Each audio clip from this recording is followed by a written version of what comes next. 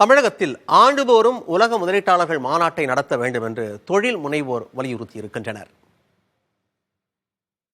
போன வருஷத்தோட GSDP compare பண்ணும்போது இந்த வருஷம் நம்ம 14% க்ரோ ஆயிருக்கும். ஆக்சுவலா நீங்க 8% சொன்னது ரொம்ப பழைய நம்பர். இந்த ரீசன்ட் டேட்டா படி we are at 14%. Yes, we need to grow at close to 17 to 18%. அந்த 1 trillion for 2030ல பண்ணணும்னா இந்த குளோபல் இன்வெஸ்டர் மீட் மிகப்பெரிய சக்சஸ். ஆல்ரெடி இந்த மாதிரி ஒரு 4-5 பண்ணணும் நம்ம.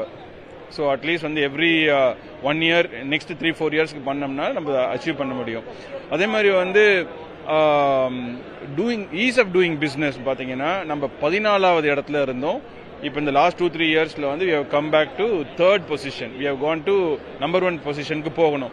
அதே மாதிரி எக்ஸ்போர்ட் ப்ரமோஷன் இண்டெக்ஸ் ஆர்பிஐல நிதி ஆயோக்ல புதுசா ஒன்று ரிலீட் பண்ணியிருக்காங்க. குஜராத் 4வது இடத்துக்கு போயிருச்சு. தமிழ்நாடு நம்பர் 1 பொசிஷனுக்கு வந்துருச்சு இந்த லாஸ்ட் 2 இயர்ஸ்ல. ஸோ இந்த மாதிரி பல விஷயங்கள் தமிழ்நாடு நிறைய நல்லா பண்ணிட்டு இருக்காங்க.